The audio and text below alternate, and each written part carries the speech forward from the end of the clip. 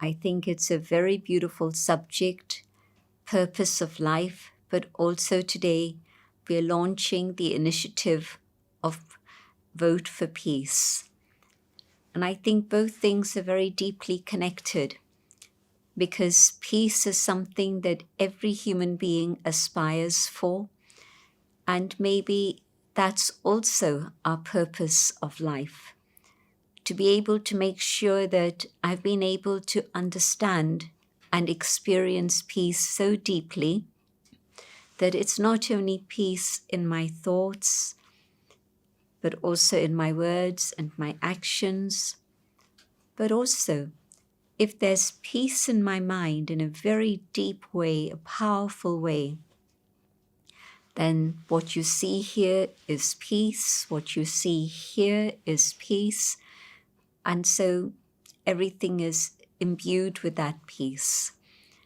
And when we achieve that stage in which there's nothing that can disturb me, but rather I'm able to give an input to others so that they are inspired for peace, maybe that is why we are here. Because for so long we have been impacted by violence against ourselves sometimes, violence with each other, and even violence against nature and animals. And so to come back to the purpose of life, surely our purpose is to be able to stay peaceful and share peace with others.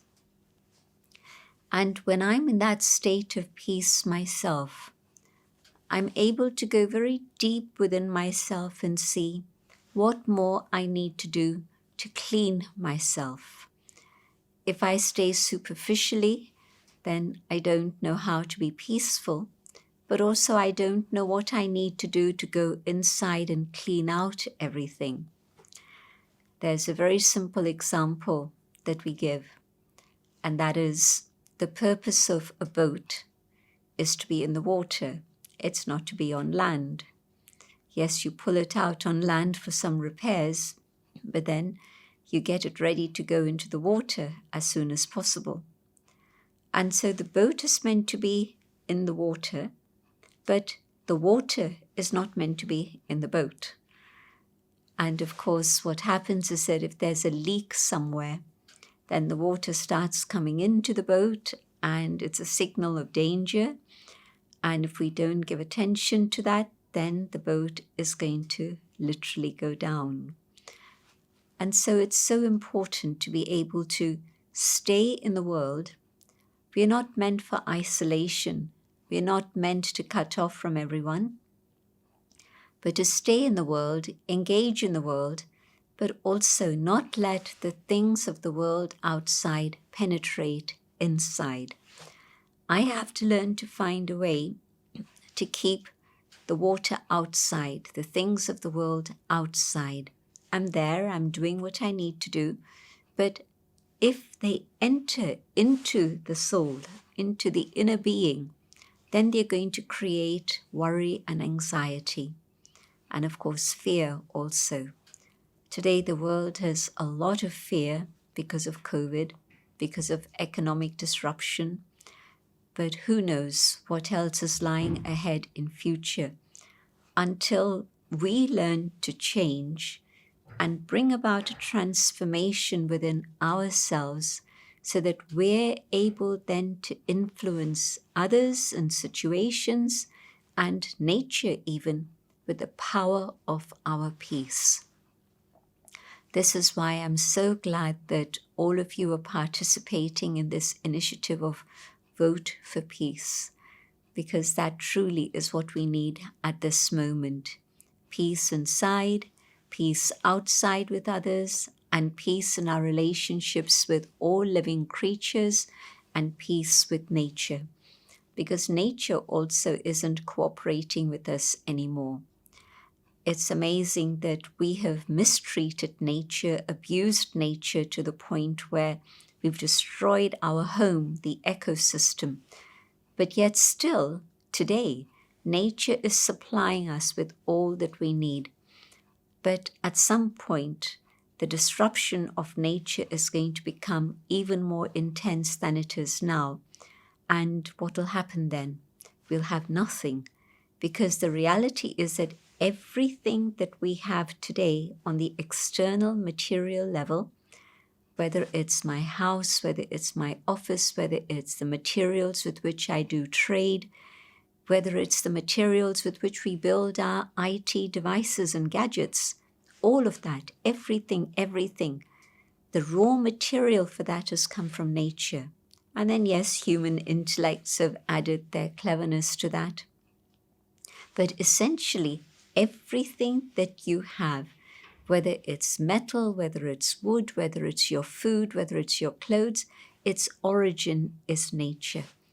And we have really created an imbalance with so much violence and aggression against nature. And so now we have to go on the other journey, the journey by which we can stay totally calm and peaceful and be instruments to give peace to others. Well, how can I do that? Well, like the bird sits on the branch of a tree and watches everything, but isn't making any judgment, isn't coming to any decisions, isn't making any comments. It's simply watching. Can I be, in the same way, the bird in here, watching what's going on in my mind? And probably what I'll find is that my mind is jumping in 12 different directions at the same time. But something very interesting happens as I, the inner being, continue to watch my thoughts. Gradually, the speed of my thoughts begins to slow down, but also the scattering of the thoughts finishes. It's like watching, being the observer, influences my state of mind so that now my thoughts begin to move in one channel, one direction. And when I can learn to do this, I can even take a further step. I can choose which direction I want to go in. I can choose which thought I would like to have. And when I choose the thought of peace, I'll be able to maintain that. I won't get distracted. And so one way to begin this journey of becoming peaceful and not just putting a tick on the box to vote for peace, but to actually make sure that my life is the tick on the box, that I am following the path of peace. I can't follow the path of violence and then hope to have the destination of peace. Many years ago, peace activists used to say, we have to fight for peace. And I would say to them, hey, hold on. Is it possible to achieve peace by fighting? My logic tells me no. Why? Because the path that I follow is going to determine the destination that I arrive at. And so if the path that I've been following has been the path of fighting, of violence, even in words, even in demonstrations and protests, the destination is going to be more trouble. It's not going to be creating peace. And so today, I choose to follow the path of peace so that I can be an instrument to create peace in the world also. And so, first step, let me learn that I am the master of my own thoughts. Usually we don't realize this. We think that thoughts are coming from outside and everywhere. But no, the trigger may be all the things that are happening outside of me, but it's my inner responses that are going to create either peace or anger. And so I am the master in charge of what's going on in here, not circumstances and situations. If I allow circumstances and people and situations to impact my way of thinking, that's the start of the leakage. The water has come inside my head, and the water is going to create damage. And so I have to learn, I am that being of light inside. And I, the inner being, have the capacity to create thoughts, but also because I am the creator of my own thoughts, I can also direct my thoughts in a specific way. I'll give you a very simple example. Something happens. Maybe I see a dog, and the dog hasn't done anything yet. But what are the thoughts that are going on in my mind? They're probably based on my past experience. And if my past experience was having friendship with dogs, then I won't wait to see what the dog is going to do. I'll immediately have the thought, I want to make this dog my friend. And I'll move across closer to the dog so that I can stroke him and pat him. But if my last experience with the dog has been the dog's bite, then I'll be very hesitant. Now the dog has done nothing. It's me and my memories and my reactions. But if that memory comes back, I instantly get very scared and I start to run. And what's going to happen? The dog is going to start running after me. It's like an invitation to the dog, come play. And I don't think he's playing. I think he's being very unfriendly. But the dog thinks I want to play with him. And so the dog starts chasing me. But no. Whatever is the external situation, my thoughts are based on something going on inside. Sometimes my memory, sometimes my habit. Somebody falls down. So what is your instant reaction? Is it to reach out and help that individual, which would be the human thing to do, compassion? Or is it that now, like in London, if we see somebody falling down on the street, we stay clear, we avoid it, we cross the road and go that side. Why? Because I don't want to get involved. It's too complicated. I'll have to wait for the police, I'll have to wait for the ambulance, I'll have to wait to sort things out. It's going to take half a day of my time. I don't want to know. And so people develop this habit of ignoring anything like that and walking away. That's the reality in some places. But habit kicks in. And so what's going on inside of me? Can I be in charge of the quality of my thoughts so that what I'm tapping into inside of me is peace and compassion and love and truth? These are the things that are all connected. For example, if there's to be peace in my mind, then I also need to have love. If I don't have love, I'm not going to be able to be peaceful.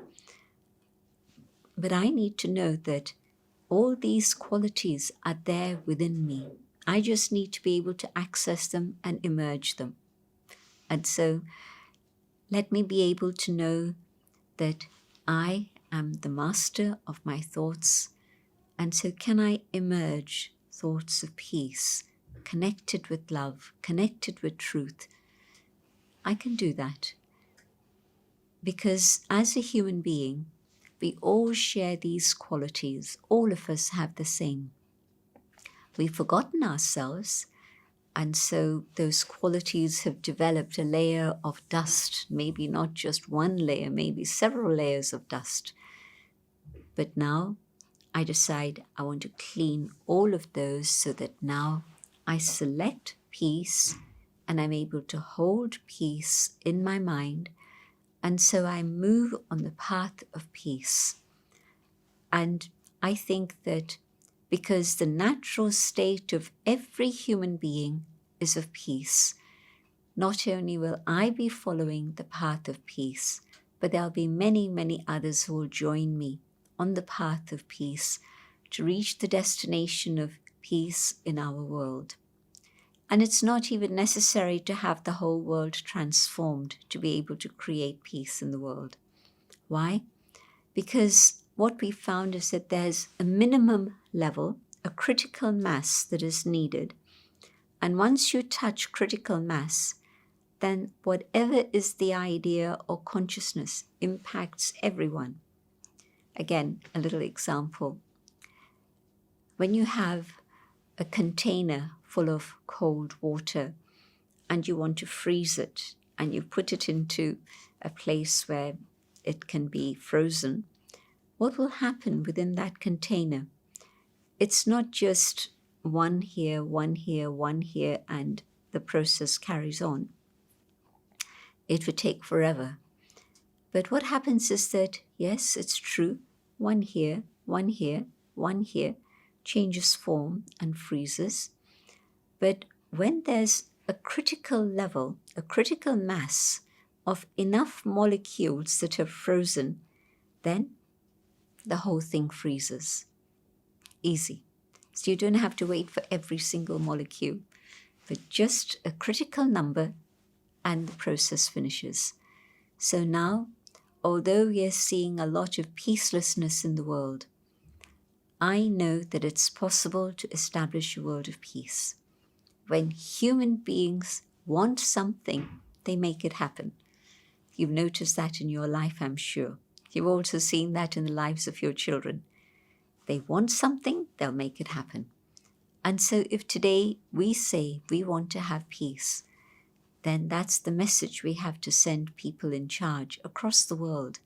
Because if one world, one part of the world, one country chooses peace, that ripple effect will also reach around.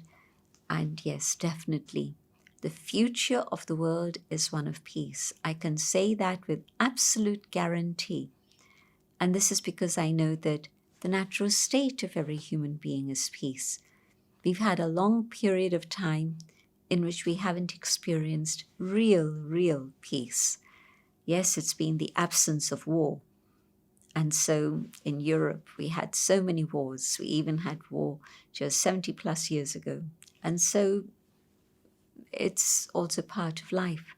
But no, even though so far we've seen so many wars, the future has to turn because we've reached the extreme peak of darkness. And after darkness, there has to be light. There's never a situation where darkness just carries on forever, but the darkness changes and the light comes. And so I believe that we are at this critical point, this transition point of moving from a world of negativity and violence and darkness to move across to a world of peace, of light, of love, of human kindness. So from the darkness, we are moving into the day. This work has started already in different places in all the corners of the world. But soon I believe that we'll see the visible manifestation of this because so many people now realize that it has to be the inner journey through which we can find peace. It's nothing outside there. It's consciousness and it's our awareness. And that lies within the self. And so what I'd like to do now for just a few minutes is guide us into that experience of inner peace so that when you have felt that state of peace, you will say, yes, I want to vote for peace. That is truly what I would like to do. So sitting comfortably, letting the body be balanced with both feet on the ground so that the body can stay still for just a few minutes. We're going to practice a little experiment just for a few minutes, and I invite you to join me and follow the ideas that I share.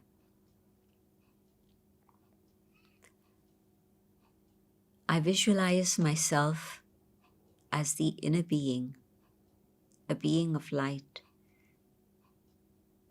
in the center of the forehead. And in this awareness,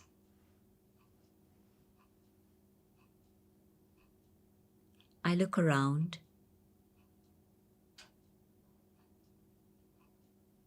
and I see many different thoughts. And I select one thought, the thought of peace. As I hold peace in my mind,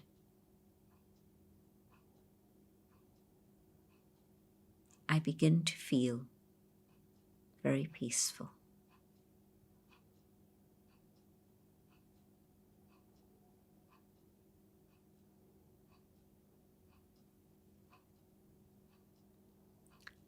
I realize that peace feels natural.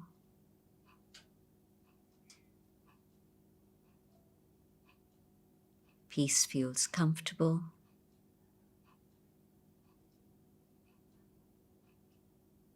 Peace is telling me who I truly am.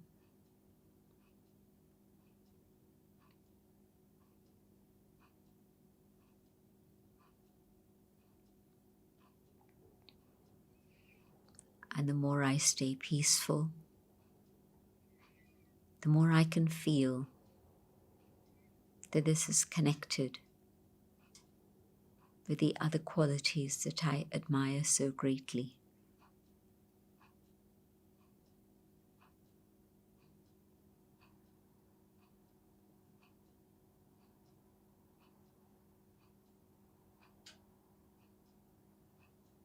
And the peace and the love that I begin to feel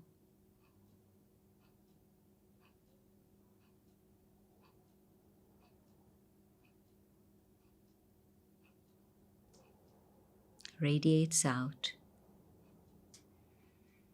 to the room that I'm in, to the people I'm with,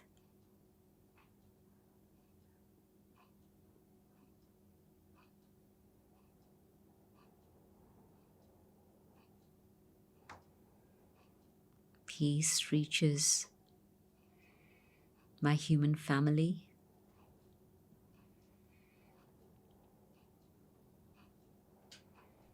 taking away their fear so that they maintain caution and safety.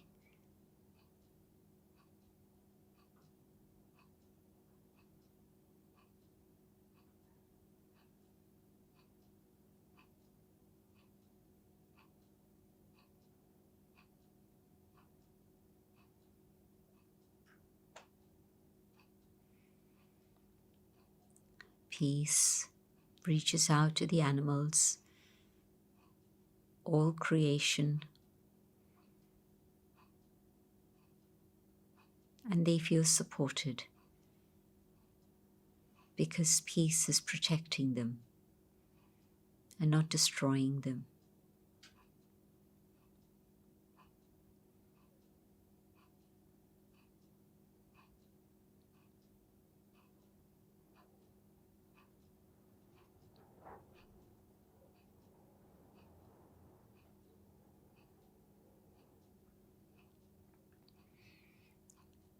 Peace reaches nature,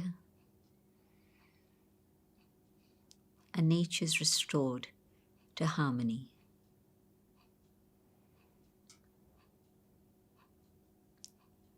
Peace begins with me, and I can be an instrument to share peace with all.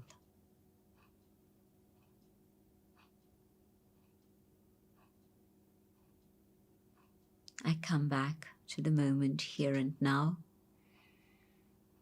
but now holding this awareness of peace so that peace informs all that I think and say and do.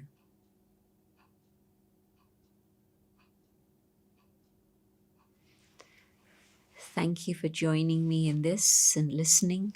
I hope you've been able to have a glimpse of that inner state of peace, and my recommendation would be to begin each day with a few minutes of this practice so that it stays with you, and then through the day, whenever you get a chance, spend even just a moment connecting with the inner being and feeling that peace.